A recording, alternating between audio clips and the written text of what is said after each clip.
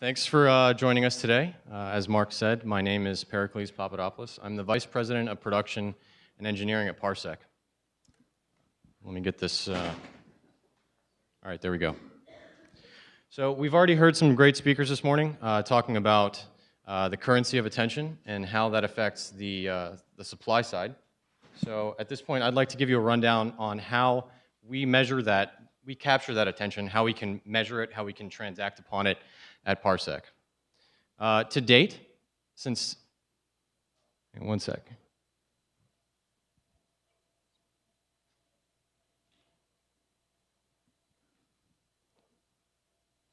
I promise we're a technology company.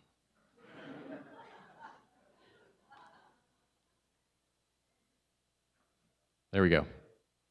So since 2014, we've delivered 5,323,062,164 seconds, give or take a few. This was from a few days ago, so it's a little bit more than that since that point. What does that mean, though? How do we measure this time spent, and how do we define it, essentially? So time spent is the name that we give to how much time a user spends physically and deliberately engaging with one of our ad creatives. Time spent can be distinguished from our perspective from time in view, in that it indicates deliberate user intent and focus. For us, time spent means anything from dismissing the unit immediately to fully engaging with the creative and seeing all that it has to offer. That's still a bit open-ended. Let me just go back to that. That's still a bit open-ended. So to be specific, time spent is all the time that a user spends actively engaged with a Parsec creative from the moment when it reaches the MRC threshold of viewability to the moment that it fully exits the screen and the user session with the creative is over. This time is measured by us and is also measured by our partner Moat.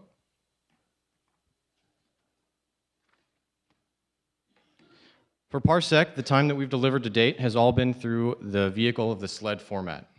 This is a proprietary scrolling interstitial format that we've created that allows us to distinctly measure how much time a user spends with a unit from start to finish. Since this format explicitly relies upon user scrolling and interaction to appear and disappear, that means that all the time that it spends on screen can be directly associated with explicit user attention. At Parsec, we're also working on the goal of expanding outside of the SLED format to appropriately capture time across a variety of other formats and platforms, but currently the SLED is giving us what we need. So what does that look like? How does this time actually get captured? How do we measure that? So I'd like to show you a demonstration shortly on how that time is captured. This is an example of a campaign that we ran with Parsec where this is our format, this is the SLED format. Obviously we're a mobile-specific company, and so this unit comes into screen, it's brought into screen as a user reads through content and digests that content.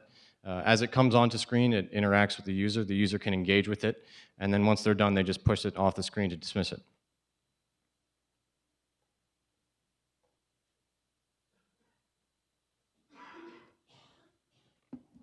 There we go. So this is a demonstration on how that time is captured.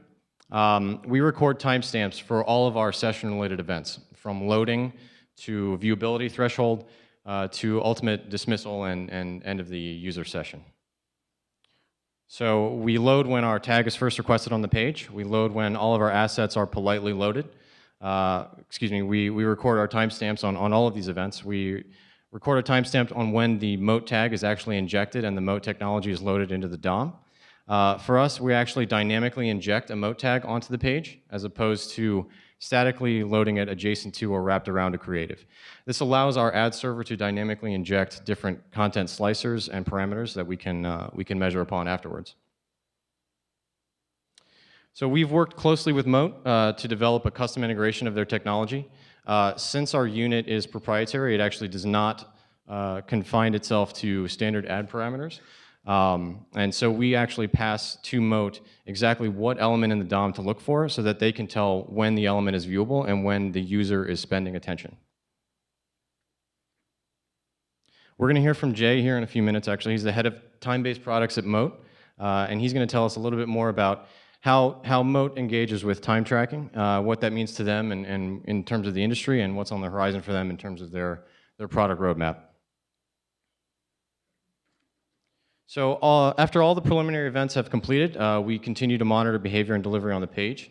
to determine when the user crosses the page depth necessary to engage the unit and to allow the ad to appear.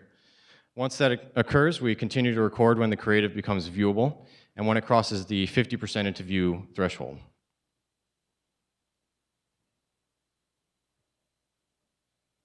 So this is a video that shows all the events that I'm not sure if you can see it from down there, but basically this is how a user engages with the unit. They're scrolling through the content, and after they bring it onto screen, you can see all of our loading events here being recorded on the left. And once you continue to pull it onto screen, and once it hits that 50% in view mark, it'll wait for the 1 second of continuous behavior to hit the MRC threshold, and then that's when we start to accrue the billable time.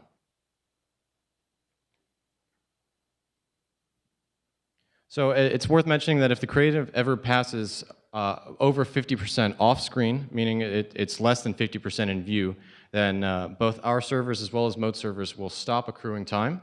We'll continue to monitor all the events. The unit is fully functional, but we'll stop accruing that billable time.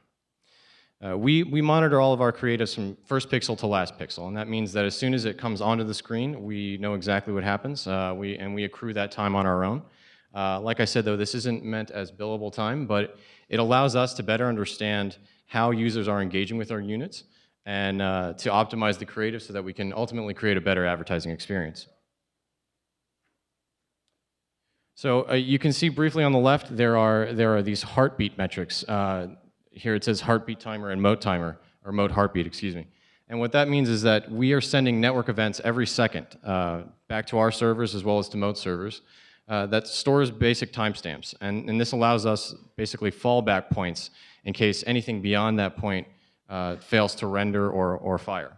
Both Moat and Parsec know pretty well that a lot of the time unload events or exit events in the browser don't fire. This is just due to how the way people engage with the browser or close browser tabs. So once that's complete, you can see at the bottom here we have several different versions of the amount of time accrued. We have the Parsec time accrued, MRC time accrued, and ultimately Moat time accrued. We're working closely with Moat, and they're verifying all the time that we're capturing, and that's ultimately what we're building upon. So what happens now? Sorry, guys. What happens now? So after we capture all of this time, we cap each user session at approximately 15 seconds. And this means that any time spent beyond that 15-second cap is not considered billable. So that means if a user chooses to continue engaging with a unit beyond that 15-second mark, it's considered added value or earned media.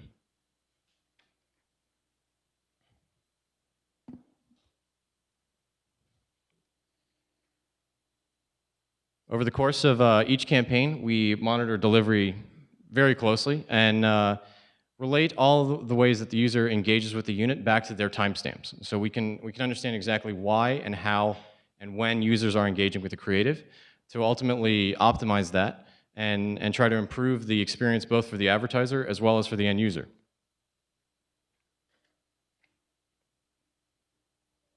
This is just a real quick snapshot, excuse me, of our real-time monitoring system. It looks very technical. These are fancy graphs. So another way that we can monitor how time spent affects actual advertising experiences is through the use of surveys. So we're measuring lift in terms of brand lift, in terms of ad recall, as well as in terms of purchase intent. So to date, our average historical lift across those three types has been approximately 165%. That means that people are about 165% more likely to respond positively to a survey after having been exposed to a creative. What's our methodology? How do we do this? So we serve a creative campaign to a group of users. We target those users. We cookie those users and then retarget those users with a survey unit. And then we negatively target the same users with the exact same survey unit. So what this means is that we're establishing ourselves two groups of users. One's an exposed group that has seen the initial creative, and another is a control group that actually has not seen the initial creative campaign. So we're actually seeing a very high response rate on our SLED units. I think that this has to do with the engaging nature of our format. We typically see about a 5 to 10% response rate. What are our types of lift? So as I mentioned before, we're measuring for brand lift, we're measuring for ad recall, and we're measuring for purchase intent. So where it really starts to get interesting, however, is when we start to relate the types of lift back to the time that the user spent with the initial creative. So this means that we take an exposed user and we gauge their response back to the amount of seconds that they spent with the initial creative campaign. And we do this in 1 second increments. And this allows us to assess how much time a user has to spend with a unit to make that effective. We typically see about a 28% lift second over second. So this means that if somebody spends 5 seconds with an initial creative, they're about 28% more likely to respond positively than a user that spends 4 seconds with that initial creative. Another effort that we're working on here at Parsec is delivering time and attention programmatically. So we've partnered with AppNexus. Thank you again for AppNexus for hosting this event with us. We're working with AppNexus to deliver our campaigns programmatically. And what this means is that we load about 25% of all of our Parsec campaigns through the AppNexus platform. So we load our custom Parsec tags directly into their platform and then deliver across their network of publishers. And we can monitor it both through AppNexus and Moat, as well as on Parsec. Ultimately, this means that we're working on a program that can optimize and dynamically serve these campaigns programmatically. And that means that we're trying to deliver time spent and attention in a programmatic way that can optimize both contextually as well as creatively. And to do that, we're using the learnings that we've accumulated so far, as well as the dynamic and programmatic optimizations that we've conducted on Parsec. And obviously, we're optimizing for the best amount of time spent per quality of engagement or per session. Ultimately, the more the time that a user spends with a unit, the better the quality of the engagement, the better the quality of the advertising experience, the better it is for all parties, really. So now we're going to hear from Jay at Moat. He's going to discuss a few points for us, so I'm going to introduce him now, and then I'll talk to you again in a sec.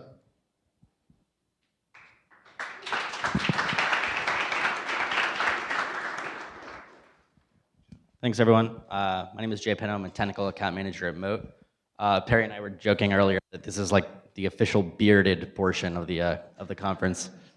Anyone else here from Brooklyn? No? All right. I'm going to spend a little bit of time on why time matters. Not that much time because Jonah and Jason, all of them, have covered it really well. I'm going to get a little bit into the mechanics of CPS, how time is measured, and then end on how do we make a time-based metric work for the whole industry. So the first thing I wanted to mention is that the idea of the attention economy has been around for a long time, and I found this quote, which is from this book from 1996, which is a great title, Rules of the Net, which is a very 90s title of a book, and it's kind of funny that they thought there would be rules back then. But attention is a hard currency of cyberspace. This was about 2 years after the first banner ad appeared, and there was already this recognition that there was going to be a deluge of content, of articles, videos, whatever the case may be, but what would never really increase at that same pace is human attention. There's only so much of that. So let's get into why time matters. There's a really great quote by Ashwin Sridhar, The Economist, who's a partner of ours, talking about how viewability is above the fold, but quite often user attention is below it. And they actually were able to bear this out with one of their studies. This is from a Digiday article a few months back. What they talk about is that if you look at viewability as indicated in that red line, it actually doesn't necessarily move in tandem at all with attention. And they're measuring attention with a metric that's called active view time.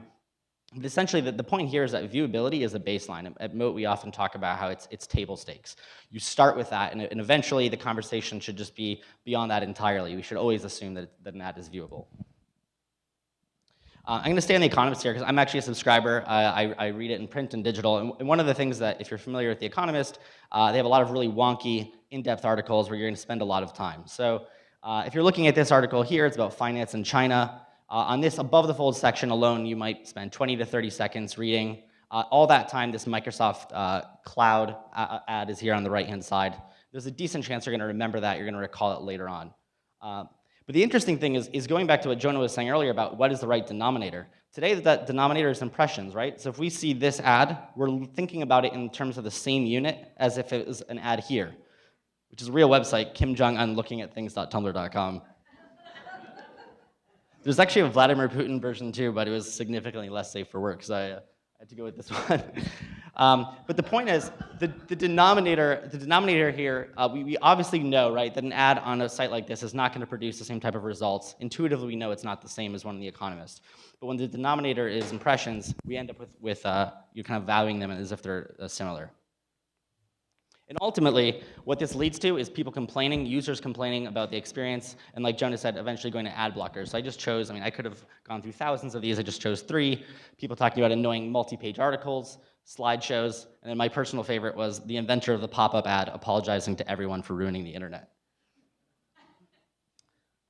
So we know why time matters. I want to go a little bit into the mechanics. I put together a slightly longer version of the thing that Jonah showed here. So this is the Wall Street Journal. It's an internal tool we have to measure all these different metrics. So I actually selected an ad that's below the fold. You'll notice that it says was viewed no, right? Now it's just coming in on the right-hand side. And when it reaches 50%, we're starting to track the in-view time. And we're tracking when it reaches 100% in view, whether it's scrolled, interacted, and so on. Now, let's say halfway through this time, I decide, I don't want to stay on the Wall Street Journal. I'm going to check out another tab. So I go somewhere else. I'm mousing around for a little bit. I can't decide where to go. And when I come back, what you're going to see is that the session time is now several seconds higher than the in-view time. And all along, we've been keeping track of all of these different counts separately, but at the same time. You can see, again, scrolls, interactions, hovers. All of that has been captured by our technology as well. And the great thing is, obviously, the majority of all of our clients are not yet transacting on time. And so these metrics are available to them right off the bat. But it provides a really great transition into, when we get to a future state of transacting on time, that data has already been available. And this I just want to touch on this briefly. I'm not going to go into the weeds, but the way that this can be available, there's a lot of different ways to extract this. You can do it via client-side API, where you're pinging our tag and saying, okay, how long has this ad been in view? Has the user scrolled? Has the user interacted? And so on. We can fire pixel events. We can send impression level log data to an S3 bucket or an FTP directory. And then finally, of course, there's dashboard reporting and exports and so on. What I really want to get to is, how do you make a time-based metric work? And so if you think about the current model, so CPM, we've been on that for about 20 years or so. One of the reasons that it has such staying power, I think, is that it's incredibly easy to understand. If you just took someone off the street who has no familiarity with ad tech, who's never heard of online advertising, you could explain to them the underlying model that we price ads on within like 20 to 30 seconds. It's a very simple concept. When we move to a time-based world, we need to have that same simplicity or something approaching that same simplicity so that everyone along the value chain can understand it and can explain it easily. Along those same lines, it should be measurable everywhere. So if you think about how a typical ad call works today, a page loads, you might have a DFP tag on your page. That's going to call an SSP, and then a DSP, and maybe finally an advertiser ad server.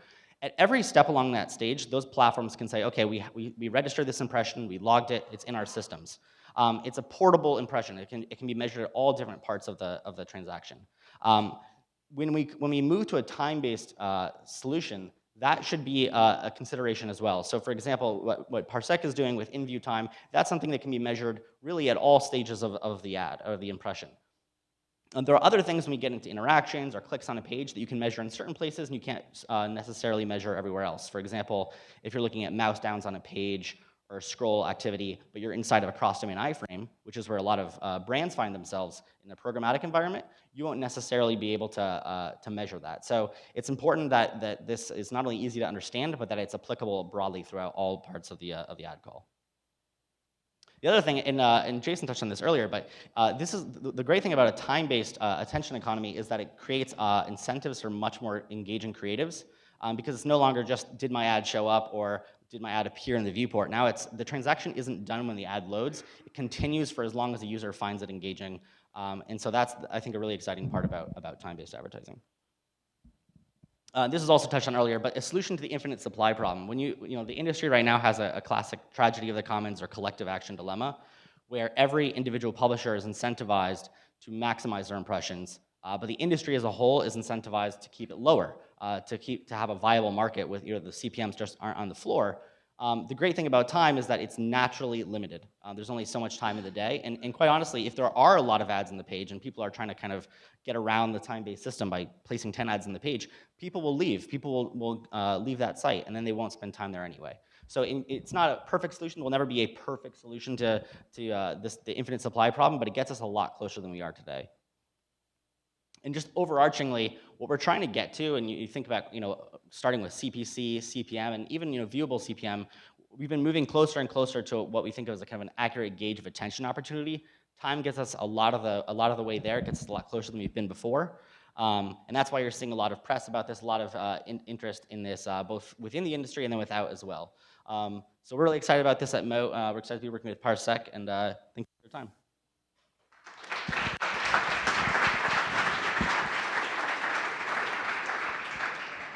All right. Thanks again, Jay.